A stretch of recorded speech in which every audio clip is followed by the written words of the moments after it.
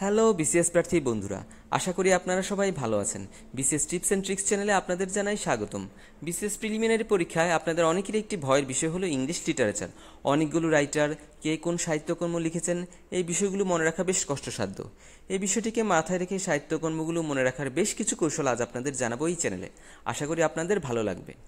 আমাদের ভিডিওগুলো হবে 5 মিনিটের, তাই প্রতিটি ভিডিও না টেনে শোনার জন্য অনুরোধ রইল। তো বন্ধুরা, চলুন কথা না বাড়িয়ে মূল ভিডিওতে যাওয়া যাক। তো বন্ধুরা, আজকে আমরা বেন জনসনের সাহিত্যকর্মগুলো মনে রাখার চেষ্টা করব। তো আপনারা স্ক্রিনে দেখতে পাচ্ছেন বেন জনসন।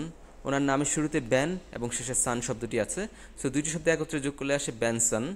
আর বেনসন বলতে মূলত আমরা যে জিনিসটিকে স্মরণ রাখতে পারি, আপনারা জানেন যে বেনসন একটা বিশ্ববিখ্যাত সিগারেটের ব্র্যান্ড। সো যখনই বেন জনসন রাইটারের কথা মনে আসবে তখন আমরা বেনসন সিগারেটের কথা স্মরণ করব এবং এই বেনসন সিগারেট দিয়েই মূলত বেন জনসনের সাহিত্যকর্মগুলো মনে রাখবো।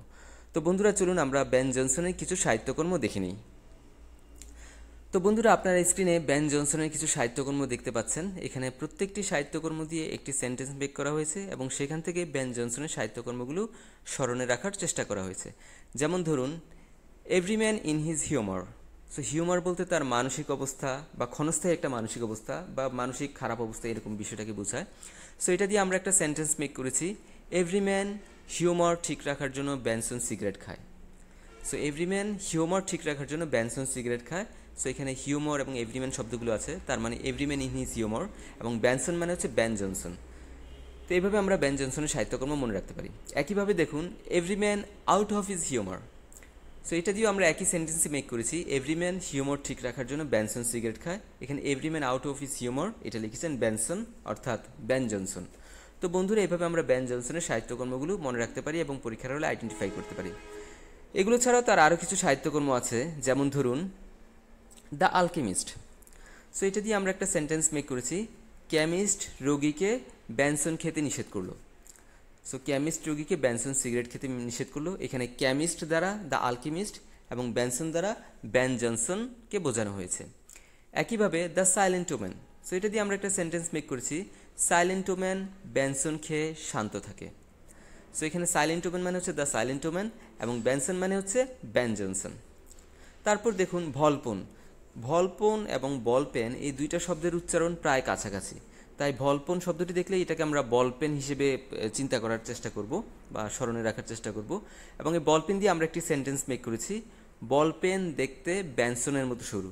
অর্থাৎ বলপেন যে কলম, সে কলমটা যতটা চিকন বা ব্যাসার্ধ যত কম ছোট হয়, বলপেনের মতোই কিন্তু আমাদের সিগারেটের সাইজগুলো হয়ে থাকে, অর্থাৎ সরু বা চিকন হয়ে থাকে। ঠিক আছে? তো বন্ধুরা, এভাবে আমরা মূলত বেন জনসনের সাহিত্যকর্মগুলো মনে রাখতে পারি।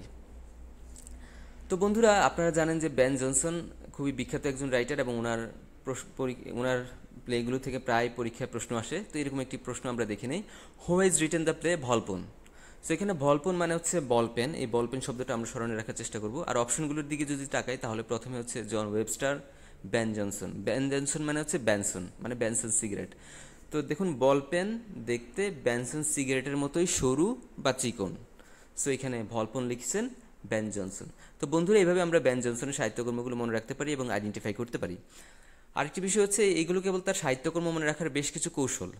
হ্যাঁ, এখানে সাহিত্যকর্মগুলোতে কোন বিষয় নিয়ে আলোচনা করা হয়েছে বা সাহিত্যকর্মের বিষয়বস্তু কী সেটা কিন্তু এখানে উল্লেখ করা হয়নি, তাই কেউ ভুল বুঝবেন না। আর বন্ধুরা, আমাদের চ্যানেলটি যদি ভালো লেগে থাকে তাহলে অবশ্যই সাবস্ক্রাইব করে বেল আইকন প্রেস করে আমাদের পাশেই থাকবেন। ধন্যবাদ সবাইকে।